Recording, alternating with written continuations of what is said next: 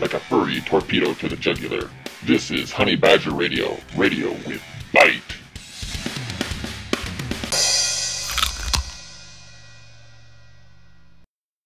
Welcome to Honey Badger Radio. Today's episode is The Sarkeesian Effect. Did 4chan White Knight? Before we start, I have a few announcements to make. Honey Badgers Radio has a new website. It's honeybadgersbrigade.com. That is honeybadgerbrigade.com. There you can find show announcements, links to our YouTube archive, and links to our YouTube channel and blogs. That includes Diana Davidson's new YouTube channel, Feminism LOL. For those of you who've been complaining about the sound, the problem is not our microphones, but the Blog Talk system. We call into Blog Talk through Skype, and the sound issues start when we connect to Blog Talk and end when we disconnect. However, the Blog Talk system enables us to have a call-in show. Otherwise, we would be restricted to a podcast.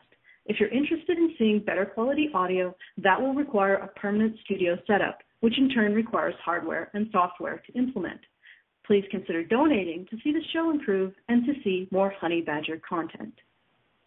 Kennesaw State University Men, or KSUM, is a men's rights group on Kennesaw State University campus in Kennesaw, Georgia. It was founded by Sage Gerard, otherwise known as Victor Zen, and was recently approved as a student organization by the university. Please direct your browsers to https://owllife.kennesaw.edu/organization/KSUM.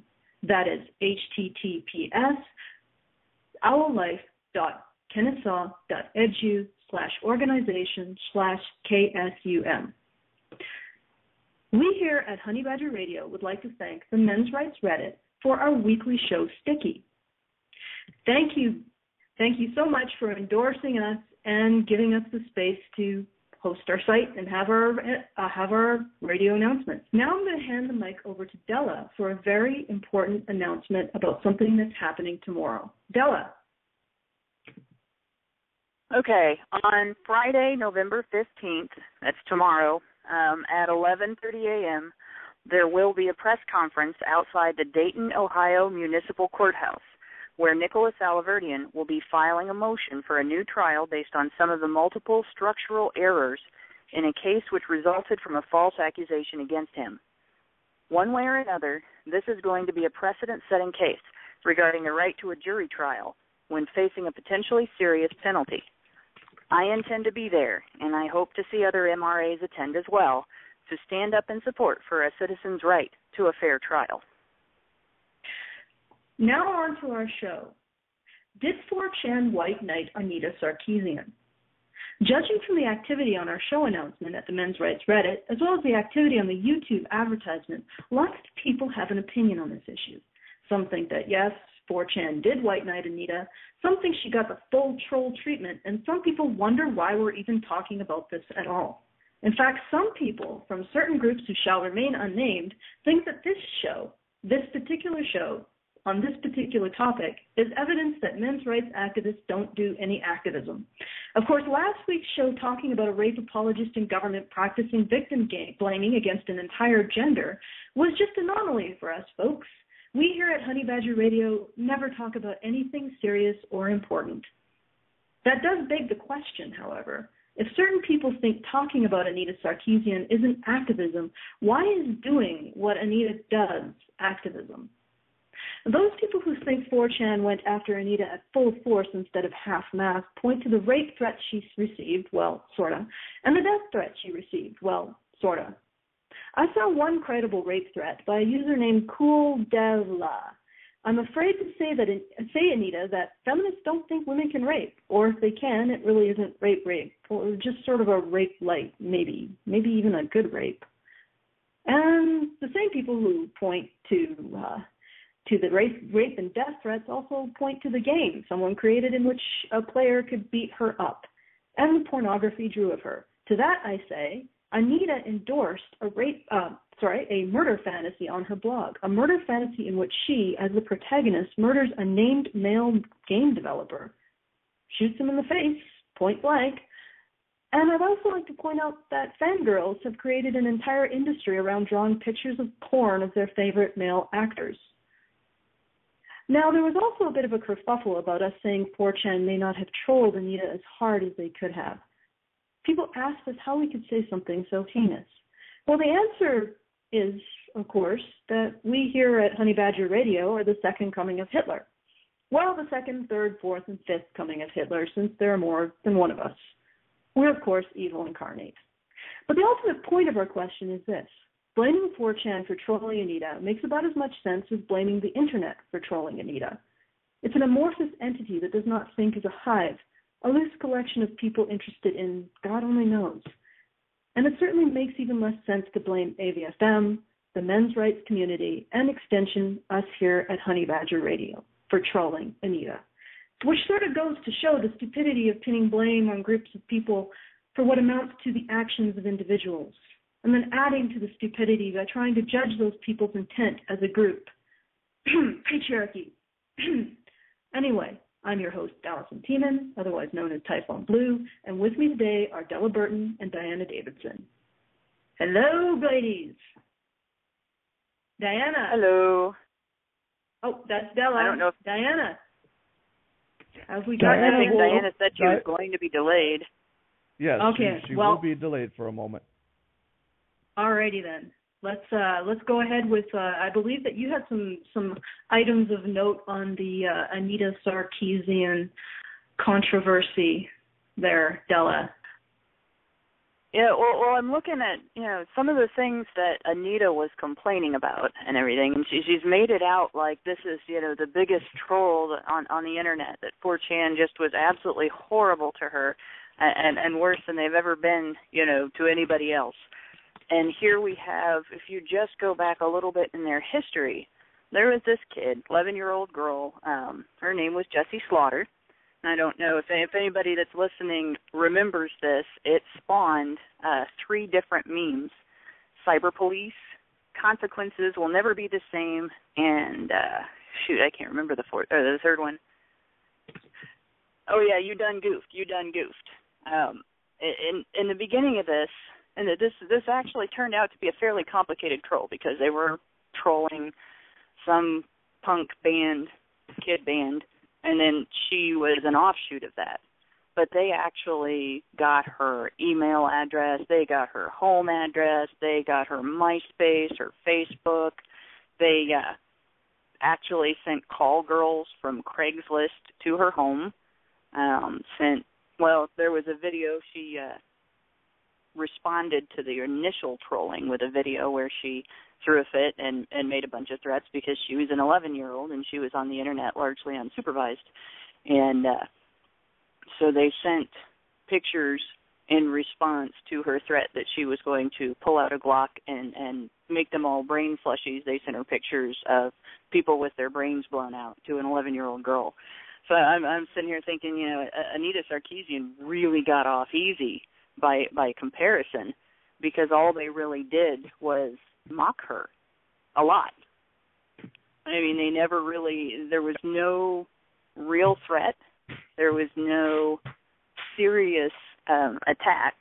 How many people showed up at her house? How many phone calls did she get?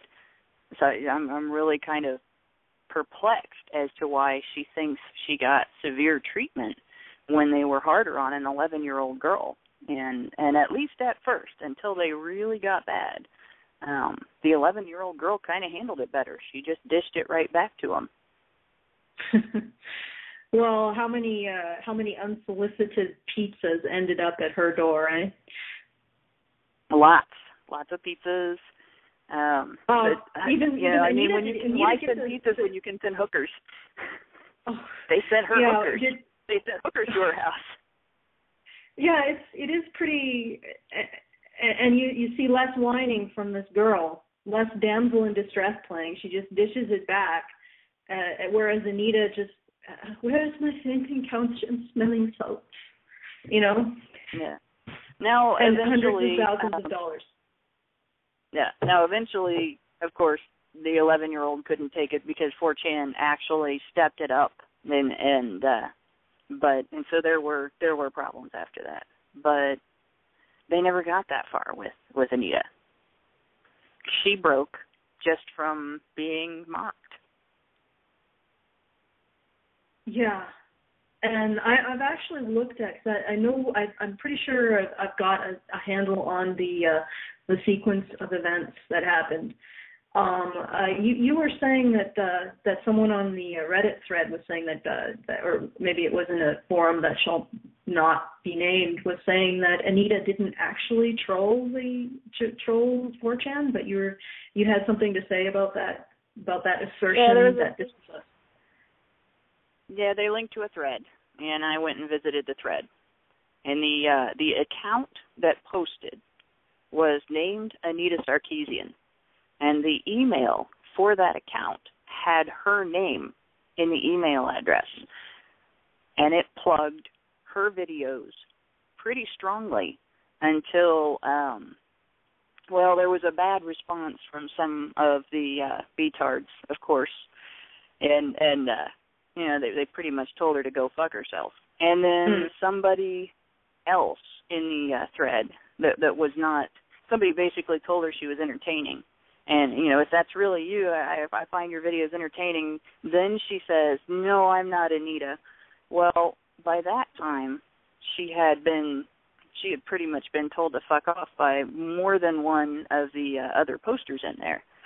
And so it's really kind of hard to buy that that's definite proof that it wasn't her. I know circumstantial evidence. At the same time, we could have some doubt that it was her. But the thing is, somebody that was pretty invested in her work went in there and actually plugged it on the random forum, on the B forum. So it's kind of hard to really detach that from Anita. And at the same time, we can accept that maybe it wasn't her directly, but the result is the same. She's still claiming to have been treated much worse than she was. As far as I'm concerned, they did go easy on her after looking at some of the things they've done in the past. And she's complaining pretty much about a slap on the wrist. And at the same time, she not only is she. I'm sorry. Well, I was going to say that, judging from the sequence of events, which is what I was sort of asking you to clarify, this person who was named Anita was plugging her videos with great gusto on 4chan, but apparently wasn't Anita or something. And then subsequently, after plugging these videos, Anita did something that she normally never does, which is upload a video and open the comments so that she would receive comments. Yeah. And, well, we could get into another digression because people defend her not allowing comments and other feminist YouTubers not allowing comments because of all of the harassment. Of course, that begs the question why they don't allow upvotes and downvotes, because you can't really harass someone through an upvote or a downvote. You can only express your appreciation or lack thereof. But the reality is that this harassment that they say that they uniquely get on YouTube. No, you don't uniquely get it. Recently, one of my videos, How Not to Look Undead for Male Feminists, it's a recent video I put up, was linked to I linked to the original video and then the people who were part of the original video, which was a bunch of male feminists declaring that A Voice for Men and Men's Rights Edmonton doesn't speak for them. They came flooding into my YouTube channel, downvoted, and this is now the first video that I've ever had that's had so many downvotes. And a couple of them told me I was scum and eat shit. So, abuse in a YouTube video, it sort of comes with the territory, it's just sort of, eat shit, get raped, die. That's just sort of what happens when you have a YouTube channel for everyone, not just feminists. Feminists are not special. And yet for them, it's an excuse to just censor everyone. I would like to point out one thing there. I'd like to point out. They complain about this stuff like it's something, atrocious and it's a terrible abuse and nobody should ever do it. And yet, among their number, there's a fair enough portion that does it and does it en masse, that things happen like you were talking about with your video. Stuff gets seriously downvoted to the point where, if it's on a forum where downvotes make the difference between whether or not something can be seen, it gets hidden. If it makes a difference in how high on a page it shows up or how easy it is to find it and things like that, that affects that. This is not something that they're innocent of. They're complaining about something that they do themselves. Yeah, I mean, they troll. They're plenty good at trolling. I mean, some of the horrific stuff that has, you know what, and the reality is I just laugh it off because it's the internet. Unless they're outside my door, they're not exactly going to be able to do anything to me. I mean, I had a troll, went to, and I believe also Karen got this particular troll. It was the demonic floaty head troll thingy, and I think they were intending it to be very intimidating and threatening. I thought it was hilarious. I thought it was amazing. It was like somebody put this much effort into trolling me. Wow. Yeah. But that's awesome. It is a kind of flattering thing, isn't it? You kind of want to think, if you don't get trolled when you're a political activist of any kind, if you don't get trolled, if you don't get harassed, if you don't piss somebody off with what you've said, you're obviously not saying it right or not saying enough. Or you're not saying anything at all. That it's just par for the course. Grow a thick skin. But it sounds like we got Diana back from the wilds of wherever she got sucked into. Diana, are you there? I was lost on the internet for a while, but yes, I'm here. Did 4chan get you? That's what I was, going to make a crack about anonymous and 4chan. Trapped at the B-board. I'm just happy to be here. We're all just happy to be here. But did you want to chime in, or did you need a few minutes just to get comfortable with the temperature of the water there, Diana? Well, I couldn't actually hear what you guys are talking about to lead into anything, so carry on, and I'll join in when I catch up. Carry on. We were actually talking about the double standard. Feminists insist that they should not be harassed. At the same time, they are some of the biggest harassers on the internet, bar none. So that was what we were discussing just before you arrived on the show, and just the general hypocrisy, which never seems to end. Incidentally, I mean, it's like the magician's trick with the scarf, the sleeves and the scarf. It's like feminist hypocrisy and double standards. You can keep pulling that scarf to infinity, right? Right. Well, it seems pretty obvious that Anita was trolling the trolls, going into 4chan to elicit a response.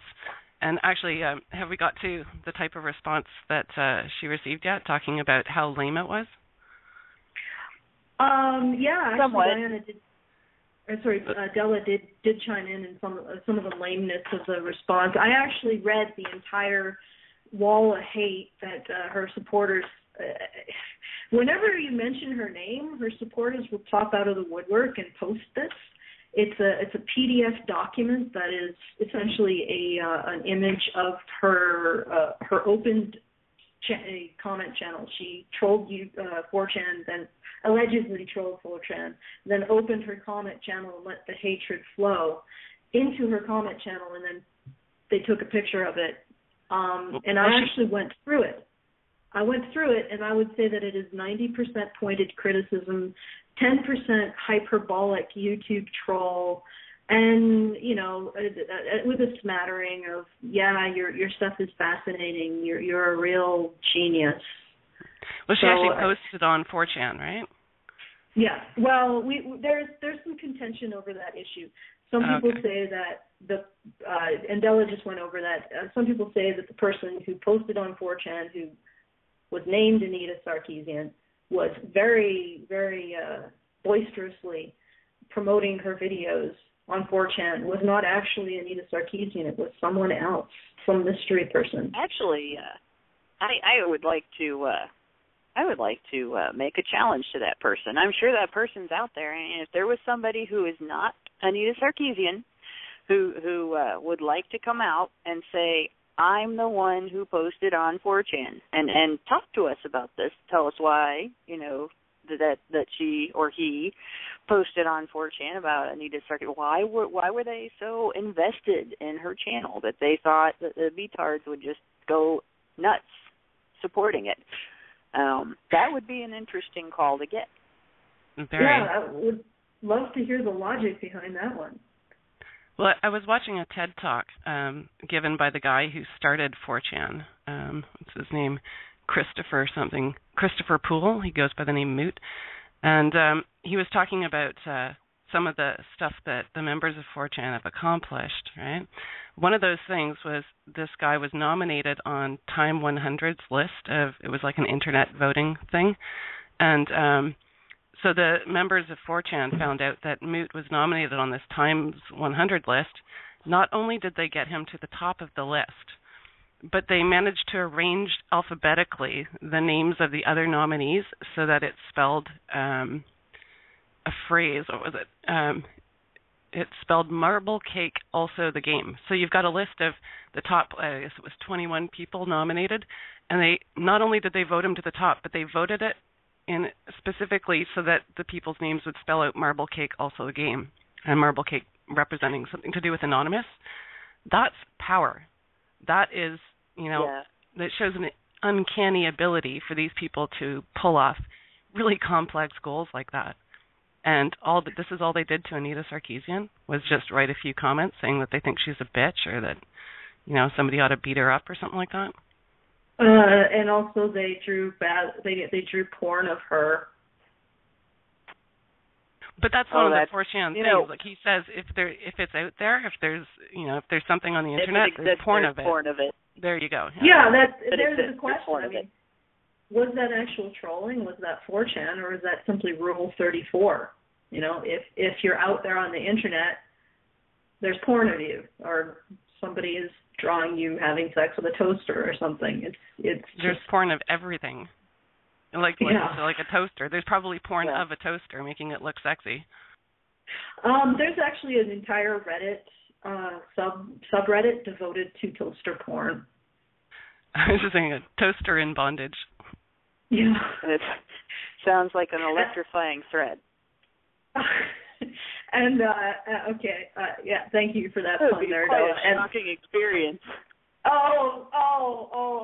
Okay. And you know what else is about that particular subreddit devoted to toaster porn? There's actually also a subreddit devoted to social justice for toasters in bondage. That's hilarious. Yeah. You have to put in perspective on the internet. Like, you have to put it into perspective where your threats are coming from. And 4chan, it's meant to be fun. Like, people are there to be as obnoxious as they possibly can, right? And there was some example on the TED Talk he gave about somebody posted a video of himself abusing his cat, right? And it was pretty, I don't know exactly what he did, but it was bad enough that the 4chan users within 24 hours got his name, and within 48 hours the guy was arrested. Yeah. So as much as they do these terrible things, they actually, like, when they see something that's really, like, they feel illegal or, upsetting, and Anonymous came out of this as well. So do I have that right? The group Anonymous kind of, like, grew out of 4chan? Yeah. And, they've had some really noble goals as well, and they're actually slowly becoming considered part of the social justice warrior group. So as much as bad as there is, they actually do have, but it's not like 4chan is a thing. 4chan is just a place where a bunch of people meet. Right. Yeah, and it's like I said, it's extremely difficult to ascribe intent to them. It's really as ridiculous as ascribing intent to men as a whole, or AVFM. Well, I guess you can ascribe some intent to us, but the men's rights movement as a whole, blaming all of the men's rights movement for trolling Anita, which is incidentally the way this started. We all got blamed for trolling her, and that's what spawned the original Anita show. It's just in 2020 they did an entire article on how Anita was trolled by the men's rights movement, even though it had absolutely nothing to do with the men's rights movement. That was their talking point. Here's the question for Anita. How much positive feedback did she get, like, in comparison? Because it seems like, if there's bad press is better than no press, right? Without all of this trolling and this discussion of 4chan and threats online and stuff like that, would anybody even know who she was? Well, that's a big question, really. I mean, it doesn't appear to me that many people like what she said. Yeah, how do you draw attention to your Kickstarter? You gotta, you stumble it, you put it up on Reddit, you promote it on these sites and everything. But unless it really takes off and either gets a lot of good press or a lot of bad press, nobody even knows it's out there. There's thousands of Kickstarter campaigns at the same time. So for her to even get noticed, she had to do something. Well, the Kickstarter is just part of it, right? She got the money, so she, created something. And the feminists love to throw money at feminist projects, so it's not surprising she got $160,000. But the question is, what did she do with that money, and what was the result of that show? So what she's really faced with is not just creating a show, but once she did it, was it a hit or was it a fail, right? And you have to look at the reaction from the public to the product that she created, right, this show. And the only product result seems to have been, we fucking hate you. Yeah. Right. So ultimately, all of this the only thing it means is that her show was a fail. Well, I haven't actually listened to her show all the way through, but I have listened to a lot of the criticism of it. I'm a very strange person. I tend to love the hate-dom of a particular, like a Twilight, never read, never watched, but I love the hate-dom. I love the people who hate it and the websites talking about how much they hate it, and the MSTing of the books and all of the hate fan fiction. But in this case, I also mostly only ever listened to her criticism, and it sounds like she has absolutely no content to what she says. It's an incredibly superficial analysis. Correct me if I'm wrong. Ripped off a lot of the stuff that she did and everything, yeah. Considering, sorry, go ahead. I thought it was really funny, considering that she's supposed to be this big gamer and stuff, and her response to the trolling was to create this bingo card of, trolling bingo of Anita.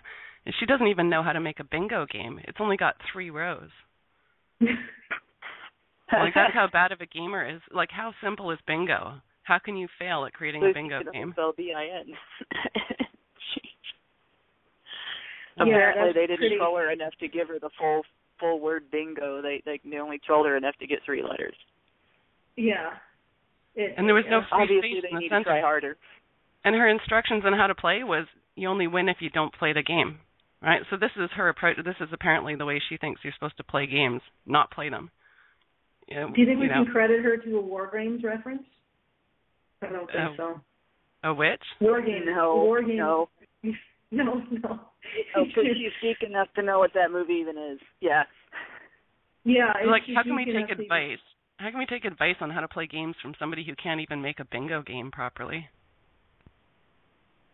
No idea. Well, if you guys, this show is a call-in show, and please call in if you have any comments on Anita Sarkeesian, if you want to bitch about her. If you have any comments on the feminist double standard regarding censorship, in other words, they feel free to downvote and troll other people's YouTube videos, but they're pretty much almost always turning off their own comments and upvoting because they don't want to have their feelings hurt. Of course, they hide it behind saying that we are such horrible people, we're going to harass the crap out of them. Funnily enough, they still go to our YouTube channels and start talking smack to us, even though us in the men's rights movement are supposed to be so horrible. It's sort of a funny thing, isn't it, that they will go to our channels where we control the horizontal and the vertical and talk to us, but won't open their own channels where they control everything. Anyway, please call in. The number is 1-310-388-9709. That's 1-310-388-9709. We're going to go now to a very important message about something that's happening tomorrow. Please keep your ears open for this one.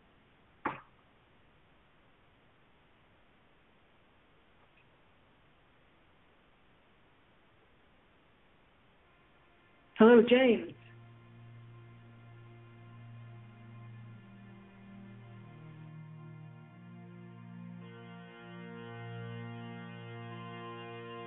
Hi, I'm Nicholas Alaverdian. I'd like to invite you to join me and other men's human rights activists in Dayton, Ohio on November 15th. It is here where my life was altered beyond my most treacherous nightmares. In 2008, false allegations were leveled against me. I was denied a jury trial, and a cop who was fired for corruption was the only person to testify other than the false accuser. The judge told me to shut up each time I demanded to testify in my own defense, as well as when I tried to fire my inept public defender. Now, I'm fighting back. My life path has not been easy, but I have reaped amazing experiences and blessings. I was educated at Harvard University in Cambridge. I helped to change the way America takes care of its foster children, and my earnest wish is that I can return to that life. A life of learning, a life of changing broken systems, and a life that is not tarnished by a serious false allegation with a label attached to it which to most Americans is second only to serial killer or murderer, and that is sex offender. At Harvard, I sat in Seaver Hall and listened to amazing lectures. I studied in the magnificent Widener Library, and in those buildings I thought of those who went before me, exiting the gates of Harvard Yard with a mission to change the world.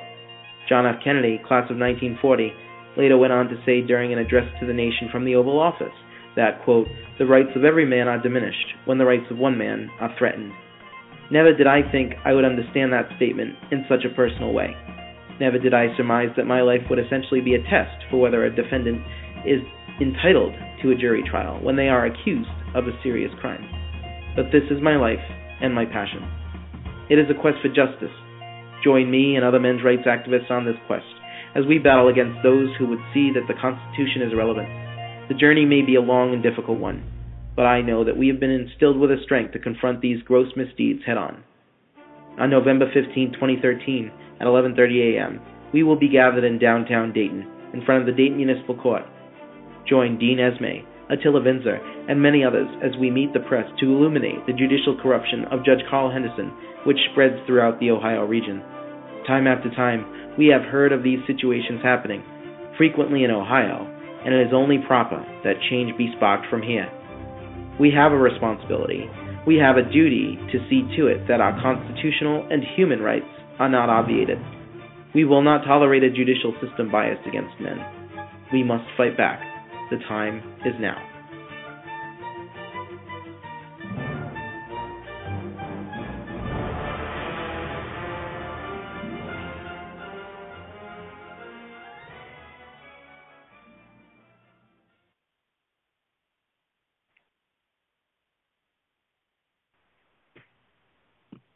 And we're back. We're going to go to callers now. First, we're going to bring on Night Runner because he has called in several times, specifically the last time we talked about Anita Sarkeesian, and we never actually got to hear him on air. So, Night Runner. Hello, Night Runner. I was just listening, but okay. Oh. Oh, you kind of put me on the spot here, but all right. Well, she's a feminist, so she's going to do these things. I mean, it pretty well sums it up. You know, she thinks in her mind when someone says, "Hey, I don't like what you say," that's a personal attack. But she can go, "Hey, you suck, you're scum," and that's okay. You know, that's the way their minds work. So. Well, of course, because we here at Honey Badger Radio are, as I said in the intro to this particular show, we are the second coming of Hitler, and we're also vermin. So we deserve to be treated like crap, like subhuman, like the subhuman scum that we are, which, these our social betters and moral betters are constantly telling me and, other men's rights activists that we are social scum and we deserve the treatment we get. We deserve a different set of rules. They get to say whatever they want and we get to shut up and listen. Oh, yeah. That's the way it works. I would expect that a lot of... Oh, sorry, go ahead. No, I had a feminist come over to some of my stories on Experience Project, some of the articles I'd written and some of the things I'd copied and pasted over there for discussion. And she started doing the normal feminist bullshit, and when I called her out on it, she accused me of stalking her and harassing her, and has put up basically for answering her comments on your article. Yeah, and other places, she's come into where I've been commenting on something, and then she comes in and starts kind of pointing her comments towards me, and I reply back, and you're a stalker, you're harassing me, and she's got on her page on Experience Project, she had, if Jack Barnes has harassed you or stalked you, please contact me. We're getting information together to file police reports on him and all this kind of stuff. Actually, now that I've heard, I know that you are doing some stuff on Experience Project. Did you want to say a bit more about that and maybe do a call out to other men's rights activists to try to get some positive change going on that?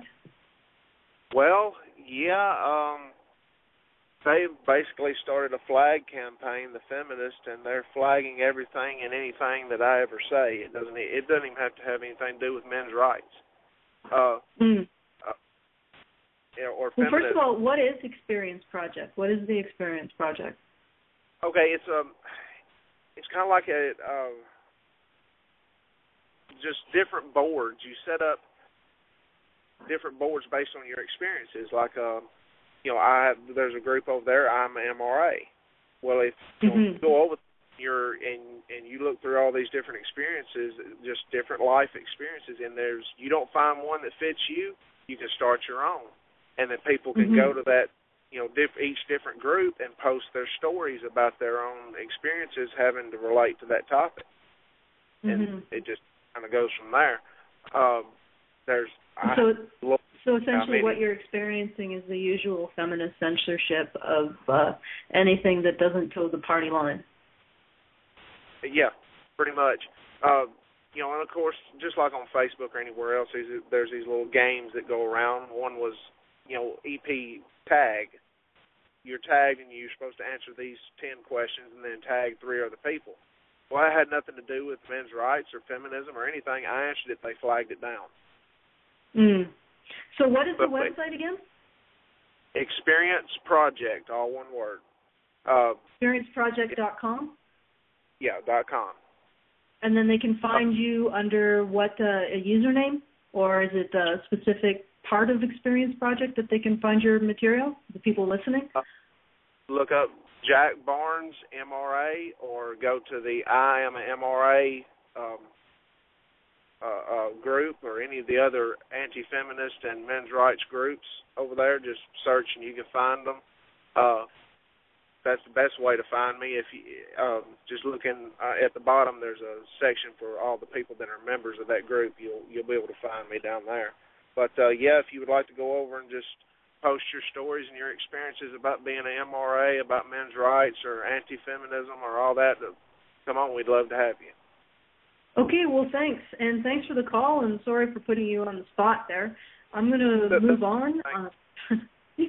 I'm going to move on now to Mark. Oh, hey. Am I on? You're on board. Good evening, ladies.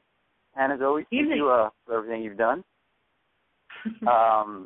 But yeah, first, I wanted to mention something about the whole feminist, trying to hijack Jamie, and then share an anecdote. But I wanted to answer something that Bella said. That she said she welcomed or challenged anyone that was promoting Anita come out and say, "Hey, it was me." And I remembered something Jordan Owen, I believe that's his YouTube name. Jordan Owen had said in the video that it seems the other part of Anita's operation is her boyfriend John. And I believe on a page he was boasting that he was like a media manipulator. So I don't know. I'm inclined to believe that the person who was very vehemently promoting Anita, but said they're not her, probably the same.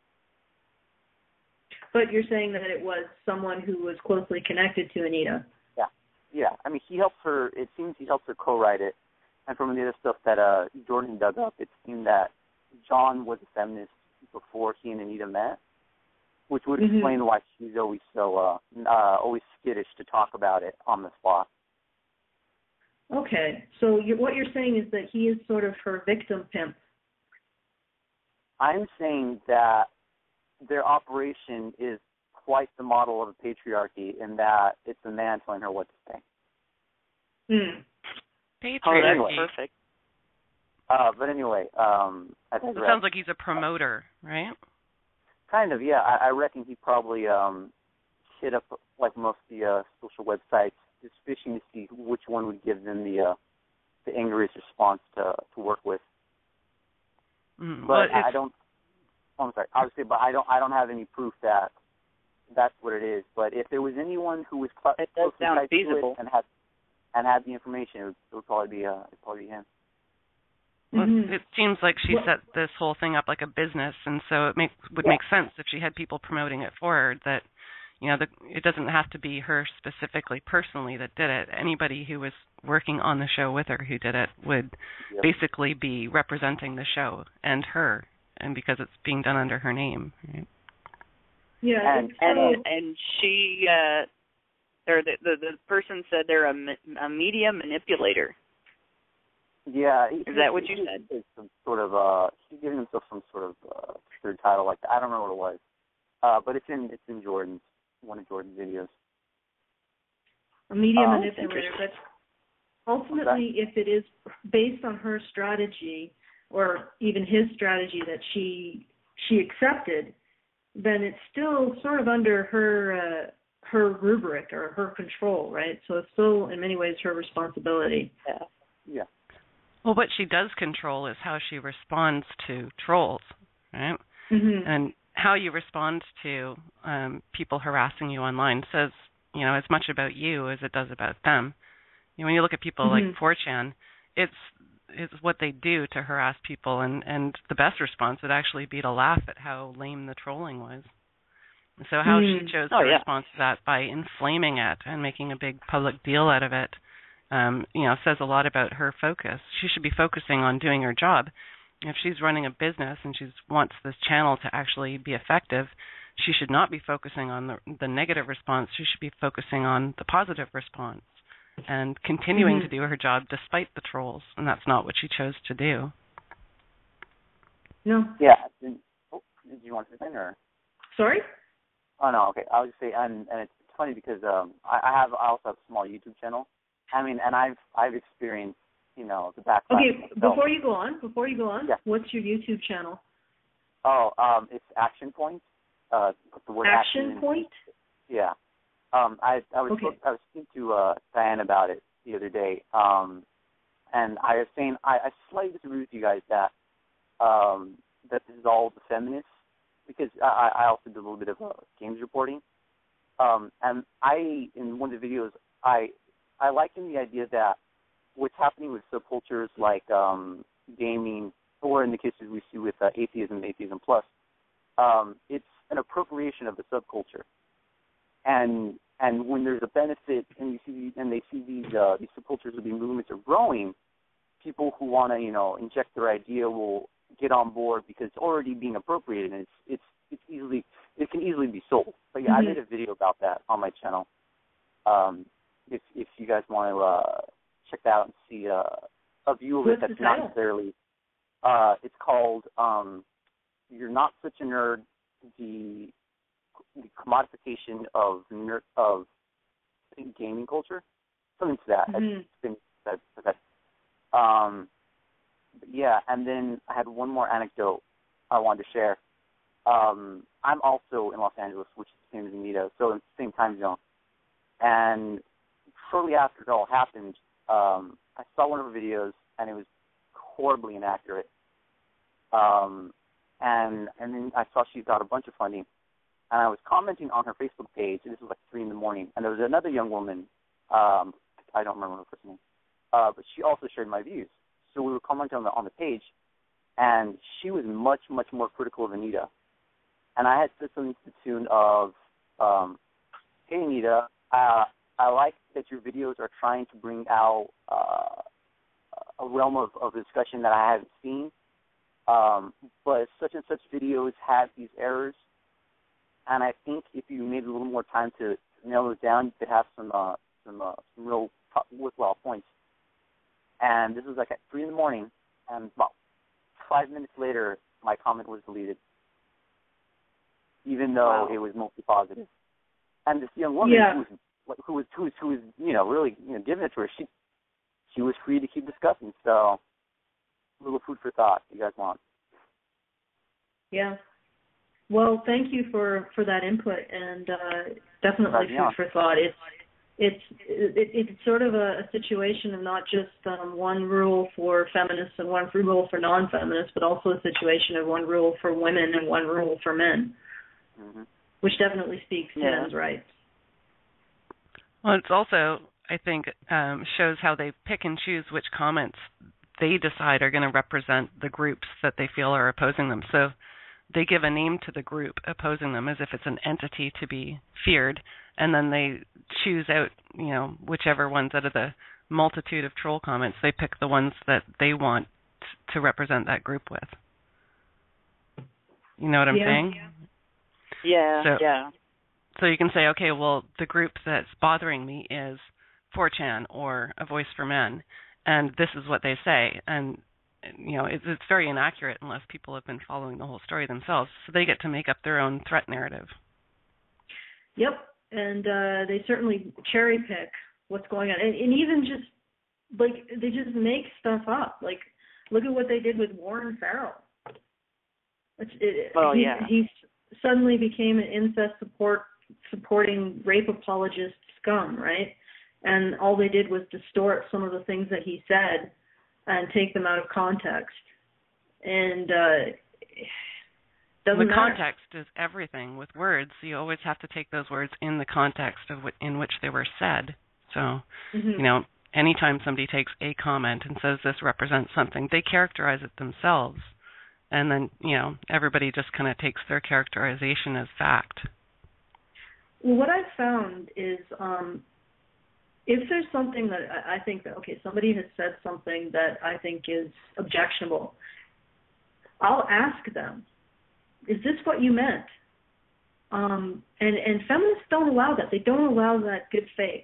Just ask, hey, Warren, is that what you meant? Is that what you meant? And when somebody says, no, this is satire, or this is hyperbole, or this is intended to bring attention to this, I don't really believe it. They don't accept that. They only accept their interpretation. Feminists only accept their interpretation of your words, and it's always the worst interpretation. And what I find interesting is that I will do this with feminists as well. If a feminist says something that I find objectionable, I'll ask them, do you actually believe this? More times than I can count, almost every single time, they will not answer straight. They won't give me a straight answer. They'll shuck and they'll jive. They won't say, I don't believe this. They won't say they do believe it. They won't take responsibility for what they believe, and then they'll go off and say essentially the same thing. And when I call them on it and say, that this is what you're saying, this is the implications of what you're saying, do you believe it? They'll do it again. It's like they want to be able to say things without being called on it, but at the same time, as they don't extend the same sort of courtesy to other people of clarifying what they're saying. It's like I get to say these nebulous things and don't have to clarify or don't have to take responsibility for the implications, but you have to take responsibility for the most negative implications of what you say, and even when you say, no, I did not say it point blank, I don't mean those implications, my interpretation still stands. Yeah, well, what you're doing is called good conversation skills, right? In order to avoid arguing with somebody when potentially you might even be agreeing on something, you repeat back to them what you think they said, and they can either say, yes, that's what I said. Sometimes they'll hear what they said repeated back to them and go, oh, I didn't actually mean that. I misspoke. Mm-hmm. But it's a really great technique to making sure that you have clear, concise conversations in which your points of view are being represented accurately. And so then the question is, are they really bad at conversation, or is it intentional where they don't want to actually have the conversation so they switch to a different topic, as if they've just got like a cheat sheet of things that they want to say, and when they're asked to be held accountable for what they just said, they just move on the cheat sheet to the next thing they can say. Well, the thing is that I will ask, okay, you said this, this is what I find objectionable about what you said. Is this what you mean? And if they said, no, of course that's not what I mean. And you're right, that this does imply this, strongly imply this. For example, patriarchy theory strongly implies that men are sociopaths, that men deliberately throughout history have oppressed women. I really don't accept the out that men have not deliberately oppressed women. I don't see how that works. And they'll say, they won't say, no, I don't believe this, but they'll just keep deflecting and deflecting and deflecting. Whereas if somebody really truly is being honest in their argument, they'll either say, yes, I do believe this, which is, I think, one thing that really separates so-called radical feminists from other feminists is they don't do the shuck and jive. They actually say, yeah, I believe that men are sociopaths and need to be called. And you're right. It is the basis of actually having communication versus just, I don't know what they want to have, a one-way conversation. Exactly. It's a one-way narrative. Or just they want to influence an opinion. They want to influence an opinion. They don't want necessarily to have their opinion challenged. And it's a lot of feminists, this is a problem that I've noticed a lot on Reddit. Feminists do not debate honestly unless they are radical, and then they're just a little bit nuts, or a lot nuts, depending on the type of radical feminist they are. But especially the feminists that come on who want to say that because they think of themselves as nice, that mainstream feminism is nice, and that anything nasty mainstream feminism has done, that part of feminism is not mainstream. No matter how big it is, no matter how well funded it is, no matter how established it is or how long it has existed, only the feminism that they like is mainstream feminism.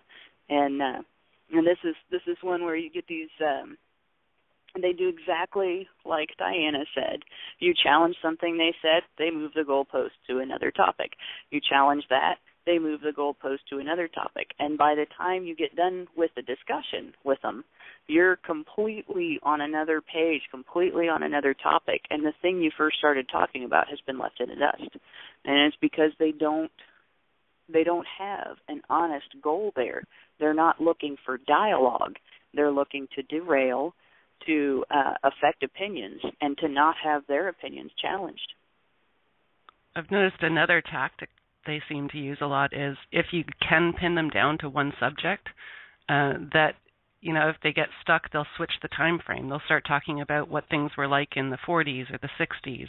And so that you can't even, you know, once you do pin them down to one topic, they'll just start switching around to, you know, give examples from the past as if that's what we're still fighting today.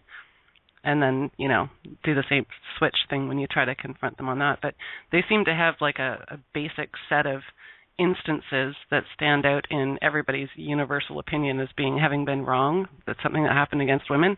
So if they get into trouble, they just, you know, go back to this, you know, 1960s thing, and everybody go, oh yeah, that's right, that did used to happen.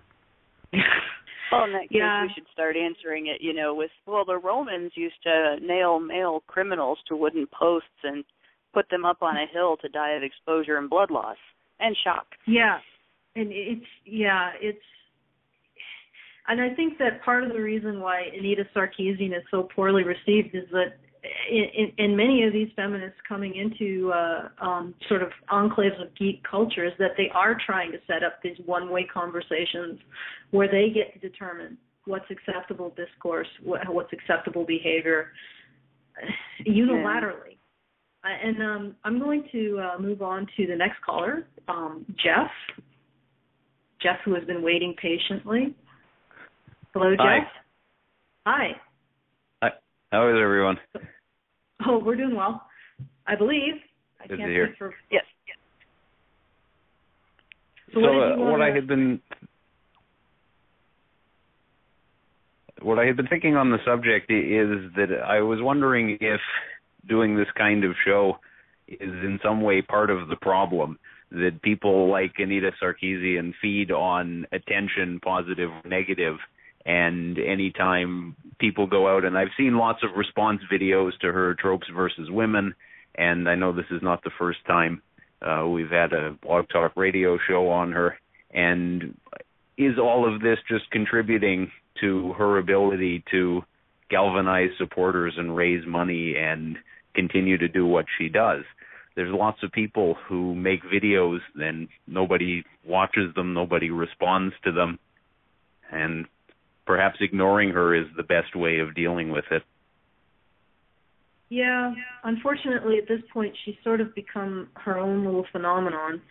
And I think that just judging from the previous response, from the previous Blog Talk episode that we did on Anita, there is sort of a need to be able to talk back to her, even though she won't hear it. Well, for me, it's not just talking about Anita Sarkeesian. It's a very big subject that will be addressed for a long time, and that is censorship on the internet. And there's a lot of feminists trying to change what people are allowed to say, calling it bullying, and implementing on Facebook and Twitter and all these other media sites feminist-based policies that are deeply connected to what Anita Sarkeesian is complaining about. And I'm very interested in keeping censorship off the internet.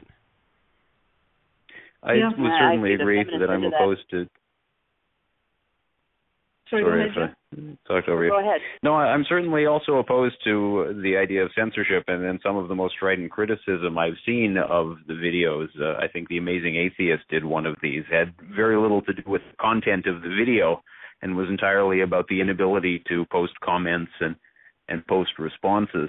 But once again, I still think that when we go out and make a presentation or a blog show where Anita Sarkeesian is the headline topic, that we're just providing her, look, here's more ammunition for her to fundraise and go out on Kickstarter and say, look at all these horrible MRAs, they're making all these shows about me, I need more money to fight back. Yeah, but the reality is that some people will come and look at our show and say, hey, they didn't actually say the things that she said, they're just criticizing her. And it's just an incremental thing.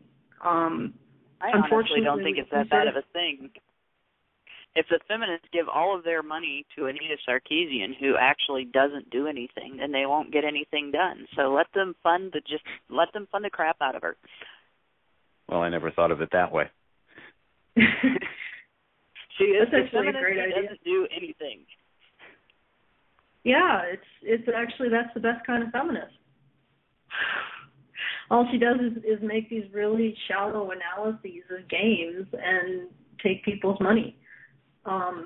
She's not actually in government trying to hide the fact that men are raped by women, or that women are raped by women. She's not in government trying to remove men's protections against domestic violence or due process. I mean, she's just sort of, she's like the ass fat of feminism, She's just sort of there, along for the ride.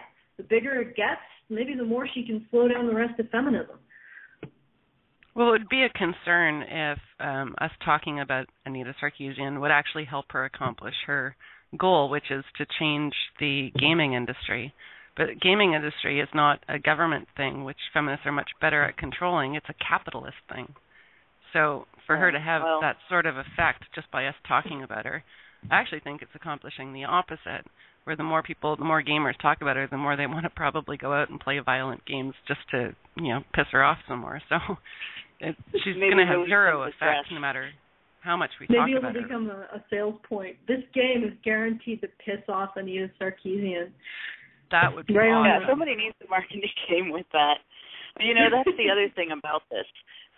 This whole censorship to me represents an aspect of that feminist invasion into spaces where everybody else gets along just fine without feminism, and maybe some of those spaces are male-dominated, and maybe they're not male-dominated. Maybe they're just spaces where men are comfortable being men, and they don't have to, walk on eggshells to make sure they don't piss off some woman who's a little touchy about things.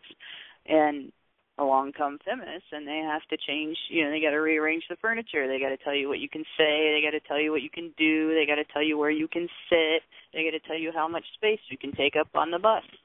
And so this is basically just another aspect of that, this censorship. Yep, definitely. I'd like to see that Anita Sarkeesian stamp thing put to use. So it'd be like, she can stamp games that she approves of, and other ones can stamp them. These are not Anita Sarkeesian approved. Some sort of version of that, and see which ones sell better. Yep. Well, thank you for calling in, Jeff. And we are going to move to Brian, who has been waiting very patiently. Brian? Yes. Hello. Hi. Hello. Can you guys hear me? Hello. Yes, we can hear you. Oh, hey, I'm a long-time listener, first-time caller, so, go easy on me. I was calling because one of the things that I find... Oh, I'm sorry, what's going on? Here, I just said get out the whistle bat. Oh. One of the things that... oh, no, thanks. One of the things that I find really interesting and cool about this whole Anita Sarkeesian thing is I don't really know what's going on with her and 4chan. I just heard about this through your blog radio thing today, but I was following her feminist frequency videos in the past, and I noticed I saw all the videos, and this is a little bit relevant to the last caller you guys just had, where he was worried that all of this exposure that she's getting is only going to garner more support.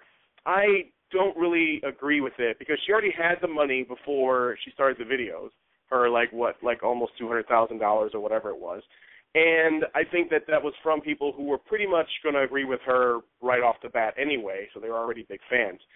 But what I really admire is the Internet's ability, because of all the people that are on it, to get to the bottom of things and to find the truth. And shortly after her video started, we started learning all kinds of things about her, like how that she wasn't a gamer to begin with, and that her videos weren't, real gameplay videos from games that she played, and people started calling into question where the money came from. And I think that that's because, people are it's not even that they're so much anti-feminist, that they're probably just really passionate about their hobby, and here she comes to criticize and try to change it. And I think that got a response that she wasn't expecting, and I think that that's a real testament to just, how powerful the Internet is, and, how you really got to tread carefully if you're going to go in there and, think you can just change things to suit yourself, because the Internet doesn't care about you, as an individual. Do you see what I'm saying? I mean, I find that really kind of cool and interesting. Well, you have to tread carefully if you're a sensitive sort who gets upset by people not liking you. If you're not sensitive like that, then you can just go wherever you want and say whatever the fuck you want, because you don't really care what the response is. But Anita apparently is not one of those people. But she definitely wants to try to make the Internet into sort of a padded room. Yeah. Did you guys hear that? For everybody. There's a rumor that she's actually got a job with a gaming company to help, I think, at some kind of a resource, or I don't know, some kind of resource for a game that's in development. So there's actually a game company that hired her. So I don't know what the game is, but I remember hearing that. Excellent. Let's see how well her game does.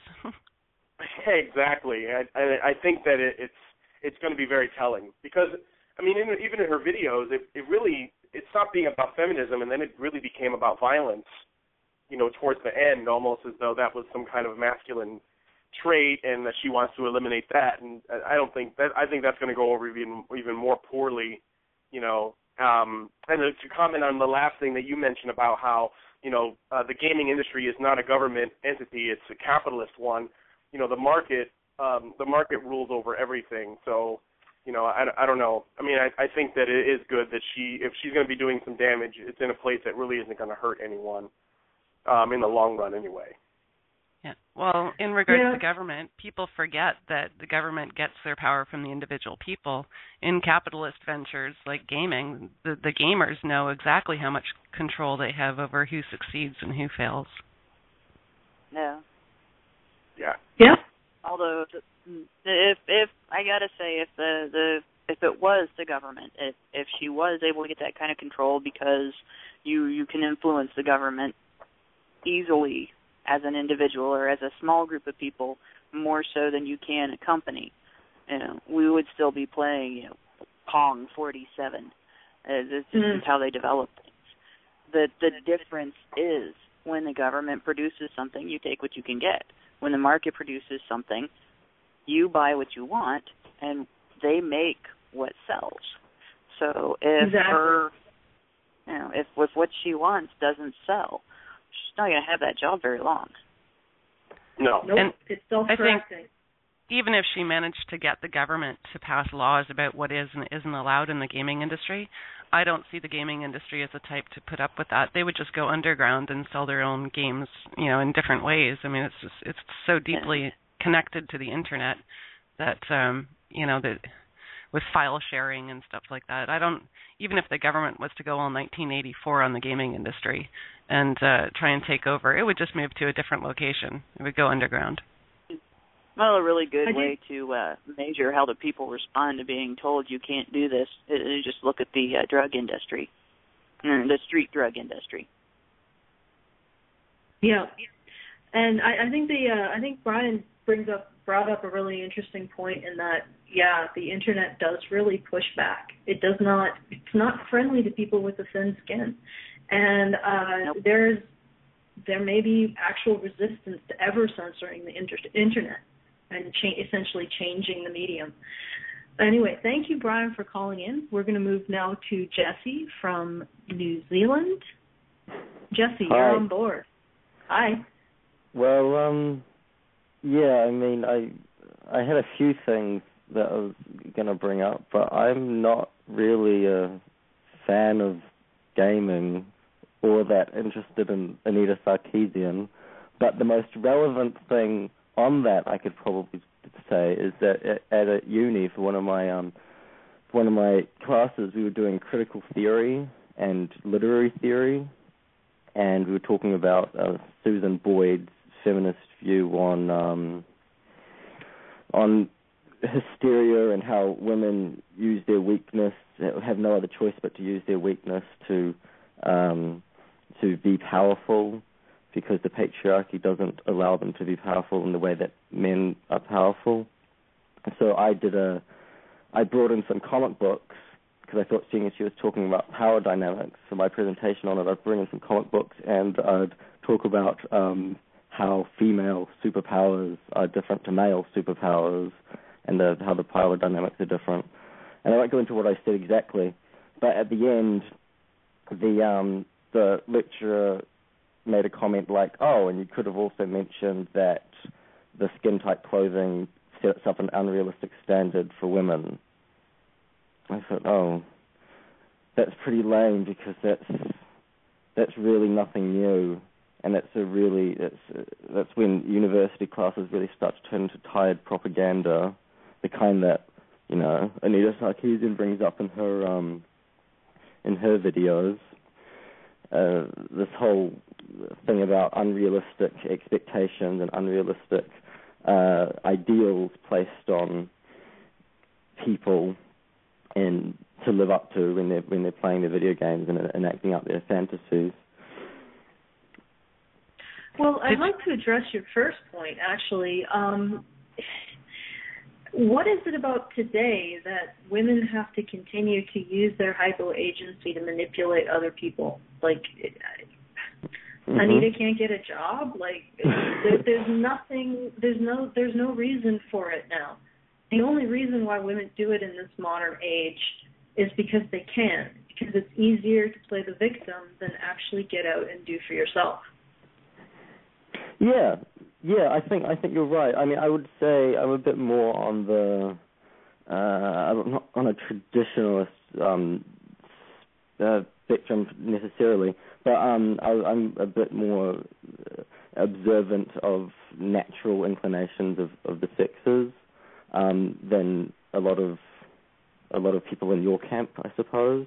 But I think that you're right, that women don't need or don't have much reason to exhibit what this particular feminist was talking about before. The other thing I wanted to say was that I've been doing a little bit of activism this week, and referring to, I'm not sure who talked about how if you want to be a political activist, you have to offend somebody. Who said that? It was Della. That was okay. me. No, Diana? That's a decent paraphrase, but no, it's Della. Okay, well, that's a good point, because after this event with these West Auckland boys, I called up some journalists because they've all been mentioning words like rape culture and victim blaming, and they had this whole spread, like in the Sunday Star Times, this whole spread, and it was asking the opinions of high-achieving high school prefects who are probably the people I care the least about when it comes to commenting on this kind of thing. But I tried to negotiate and find common ground, and you get two kinds of people. The kinds of people that don't understand, are either reluctant to understand what you're saying or just don't understand what you're saying. And then the kinds of people who agree with everything you say, but judging by what they've written and what they do, they don't really take it seriously. And I think that I have a problem being too nice and being too diplomatic when I come to reaching my points about these constructs that feminism imposes on everybody. Well, you can always be more of an asshole about it. You definitely get more results when you're more confrontational and obnoxious. Then you just get more response to what you're doing and saying, for sure. Yeah. I actually wanted to ask you the other meaning of what I said about that. The other meaning of what I said about that was basically, if you are a political activist and you're going to state opinions and you're going to have values and you're going to promote those values, you aren't able to do that articulating something that someone else is going to agree with on such a fundamental level that they're going to get pissed off about it. Yep. And that's where you're not really. It doesn't mean that you're not an activist if you're a nice person and people don't get mad about the way you say things. But eventually, as an activist, you're going to say something or advocate something that someone else is going to get pissed off about because they disagree that strongly with it. And sometimes you'll be very surprised at what it is. And you just have to accept the fact that you won't be liked. But thank you, Jesse from New Zealand. I actually had one question for him, though. But is he still there? He can come back on. Okay. What was your question? He said something earlier that I was wanted to clarify. Did I get this right? When he was talking about comic book characters, and they said something to him about how women, shouldn't be done in this skin-tight clothing or something, or that it didn't suit them. Were they actually trying to say that men in comic book, the superheroes that are male, as if they go around wearing jeans and T-shirts or something? Yeah, and it was a picture that the picture he was talking about was Aquaman with his arms around. I have to know who this is.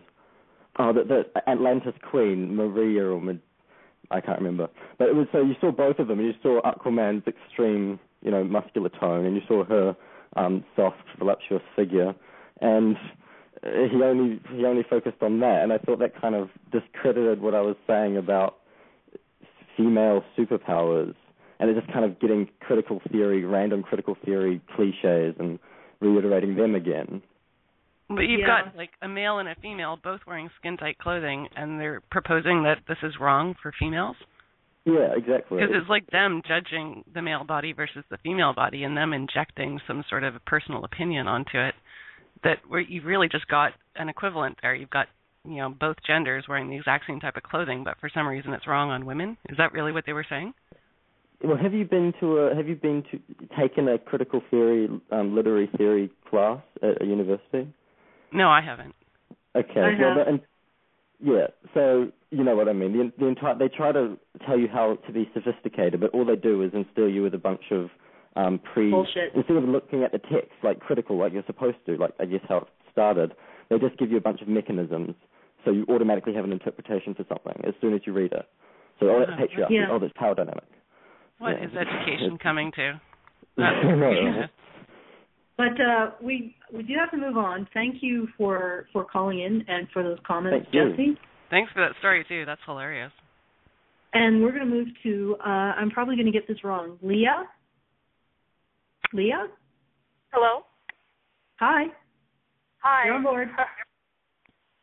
This is my first time calling. I'm a huge fan of what you guys do.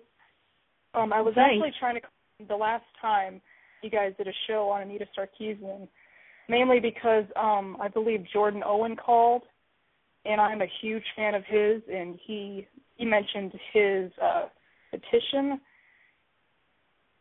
His petition to acknowledge legitimate criticisms of Anita, and I shared that on my Facebook. I usually don't share stuff because I find it kind of futile, but I did, and I actually,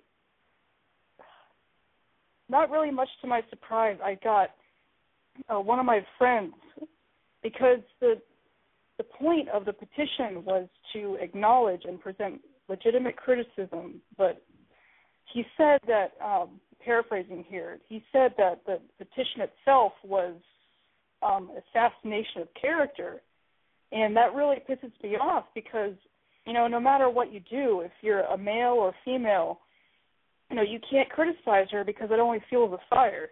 I had a small exchange with him, and I basically gave him my side of, my argument, and I think actually we came to an agreement that she has some dubious origins.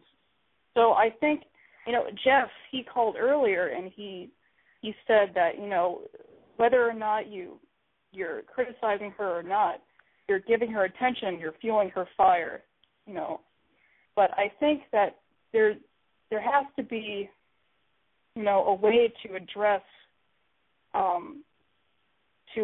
her fallacies in a way that people can understand. And I hate to say this, but I actually think if we manage to get enough women to criticize her, I think that would actually end up working. Yeah, definitely a critical mass would allow criticism of her, because it seems like men are definitely held to a higher standard in this regard. They're just not allowed to criticize women. People judge them more harshly when they do. So I would agree.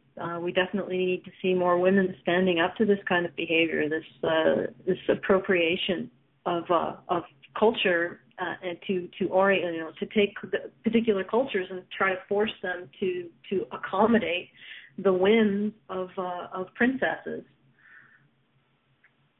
I don't really see a problem. I don't see a problem talking. That being silent about it is helping either, because that technically means that she's winning. She has the video game industry by the balls, and that's not going to work. Mhm.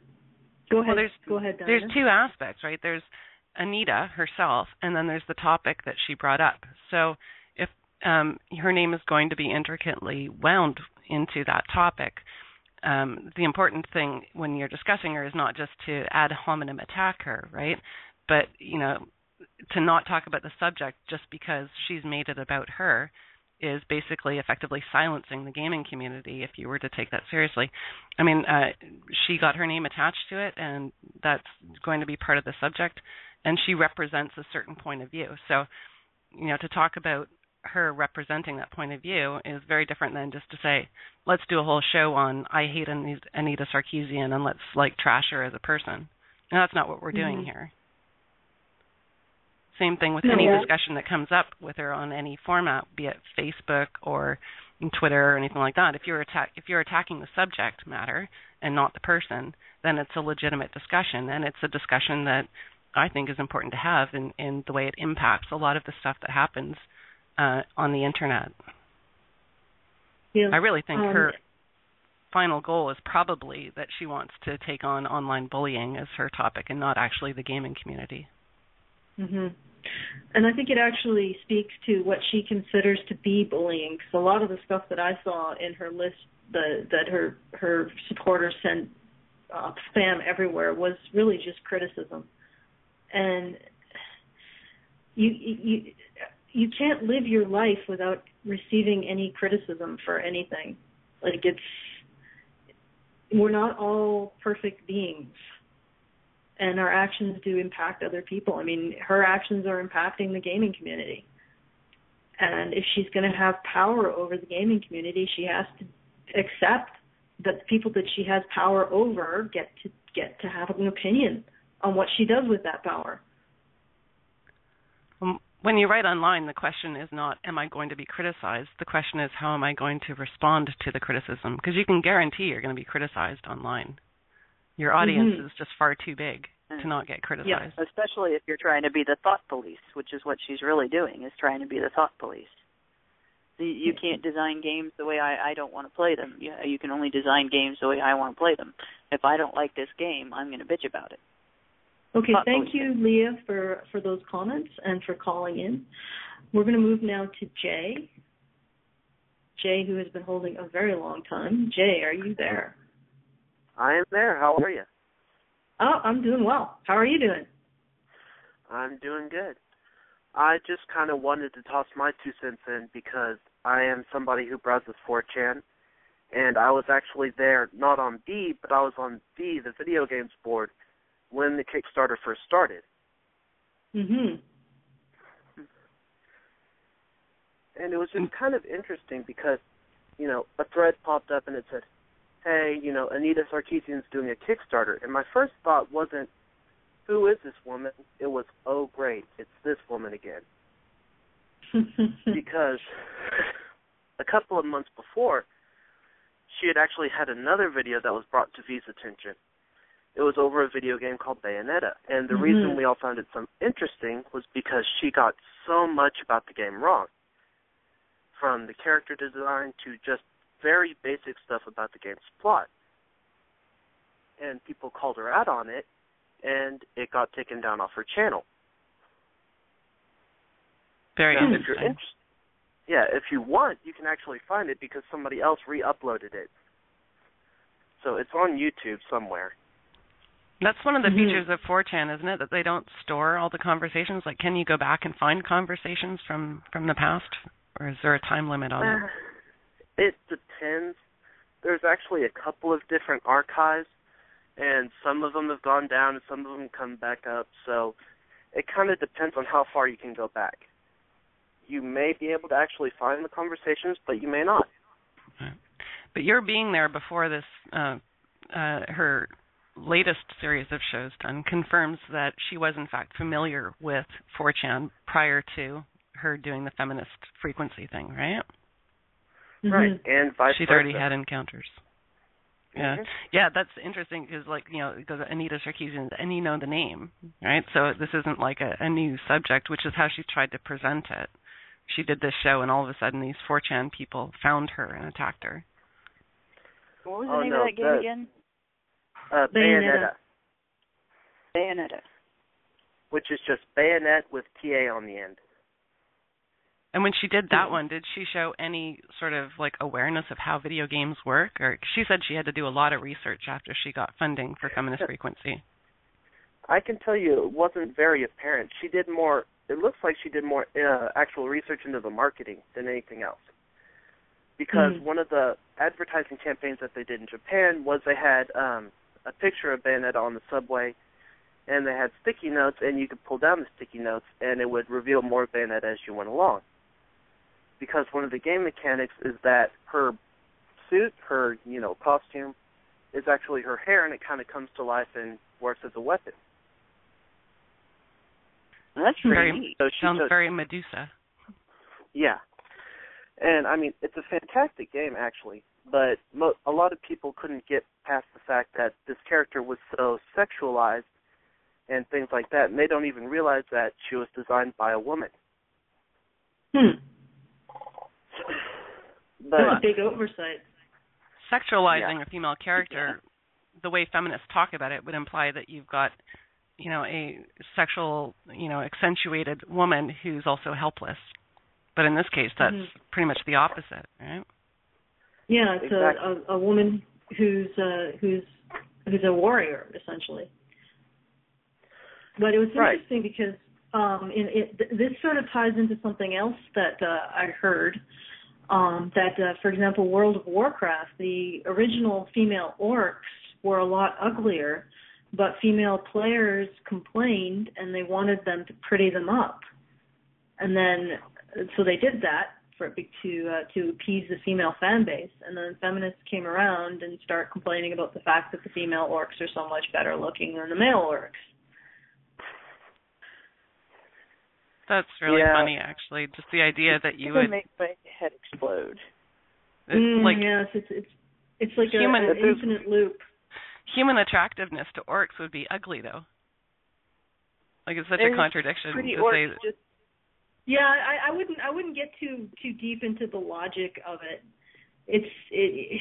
But Della's right. It's like this infinite loop of constant offense.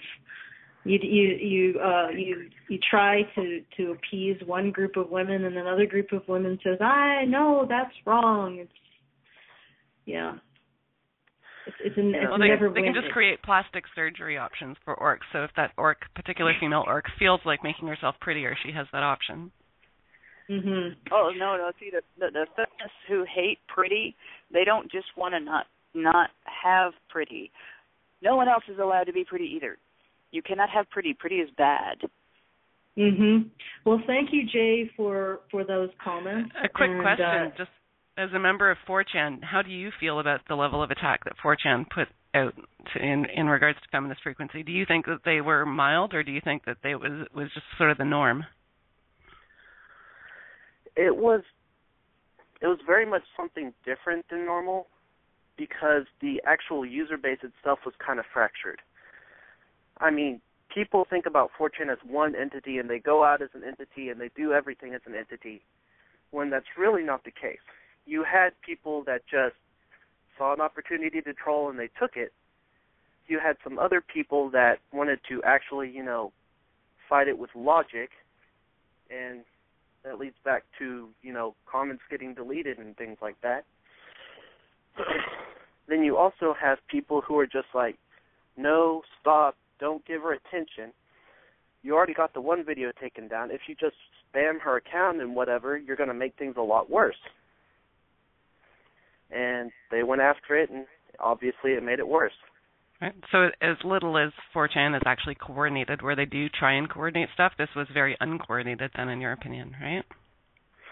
Oh, definitely, especially when you look at some of the other things they've done. Like, we've done good things like send veterans birthday cards, and actually hate to say it, but the My Little Pony board, which was actually brought to my attention the other day, they raised like $10,000 for the people of Dallas-Fort Worth for the homeless. It's interesting because people usually talk about 4chan and the negative stuff they do, but it seems there's a lot of good stuff they do too. Yeah, and on the V board, one of the funniest things they did recently was Gabe Newell, who is the big guy over at Steam. He's kind of a popular guy on 4chan, and he had his birthday. And so what V did was they basically got a bunch of people, and they said, hey, make you a little picture just for this huge birthday card we're going to make for him, and we're going to go deliver it to him. So they did, and by the time they got done, it was about as tall as Gabe was. And the guy's not a short guy. He's like, 5-6 feet. And they actually went to the Steam headquarters and hand-delivered it to him. Very cool. That's pretty cool. Yeah. So 4chan is also a force for good. Yeah. Good, bad, neutral, it's got it all. It's just pure, unfiltered internet. Yeah. Well, I'm glad you called in. It's nice to have somebody from 4chan who actually uses the site participate in the discussion. Yeah, it's definitely nice to have you have call in and get a little bit more texture to what we're talking about tonight. But I'm going to move now to Sean. Thank you again, Jay, for calling in. Sean. Hello, Sean. Hello. Hi. Did you want to talk with us tonight? Yes. Do you know anything about the Movember? Of course, November. Yes. We know that the feminist attacks have already started rolling in. Have you seen the latest Gillette commercial? No, I don't really watch TV. No. I have actually posted a link in the comments section near where the Facebook area is. Basically, it's a weird commercial. The whole Movember thing is male-oriented for male health and all that. Well, in this case here, you see a man and a woman walking down, and they see a puddle, and of course, man puts his coat on the puddle, and the woman's supposed to walk across. Well, in this case, the man did not, and the woman's just standing there like, what the hell? And next thing you know, an entire group of males who, into the whole Movember thing, have mustaches and such, just makes a whole line of coats for the woman, and they're talking about chivalry, and it kind of agitates me that something for male health that doesn't get talked about that often in the whole media is now being turned into something for chivalry. How the heck did they get a concept really like crazy. that for this ad? That is outrageous. Okay, but what is the punchline here? How does it relate to male health? Exactly. I don't know. If you would like to see the video, like I said, I have posted it on there. Yeah, I'd definitely take a look. But it sounds like it's just it doesn't even sound like it makes any sense. No, I'd like to hear their explanation as to what the concept of the ad was. Yeah. What was the purpose of it? Guys, this is a month for your health, but hey, chivalry. And we'll just insert chivalry here for whatever reason. Perhaps as they keep more men alive so that they can put their coats down to rescue women from puddles. Don't expend your expendable men. Recycle them. There's some really dangerous puddles out there, and what's a woman to do without men to come rescue them? Go ahead, Sean. Well, I was just going to say that I just wanted to make you ladies aware of this, and I'll go ahead and, since you guys are so busy, and get off. Well, thanks for making us aware, and now we can sort of ponder what the heck Gillette was trying to get at with that particular commercial. Thanks again, Sean. And have a nice Sean is our last caller, so we are at the end of the show. I guess at the end of the show I'm going to do a round robin to sum up. Do either Della, Diana, do you have anything you want to add to the events of tonight? Well, I think that this topic is something that definitely needs to continue being discussed, and to keep in mind it's not really about Anita Sarkeesian. Every time I say about, I think, everyone's going to know I'm Canadian. Actually, Americans can't really hear the difference between about and a boot. Oh, no? No, they can't hear the vowel. More of an East Coast thing. Anyways, I think it's an important topic to keep discussing, even though we don't like to hear the name Anita Sarkeesian, and even though it seems like we're giving her publicity. What is her goal anyway? She wants to talk about bullying, and what we're doing is talking about bullying in a very productive manner, and also how it relates to the internet and this ongoing attempt to increase censorship on the internet. And this is something that's going to go on for a long, long time until they actually get censorship on the internet, or until we somehow manage to convince them that it's a lost cause and that it's interfering with progression in society. But it's the essential nature of the internet. That she tied her name to a discussion area on that is just sort of unavoidable.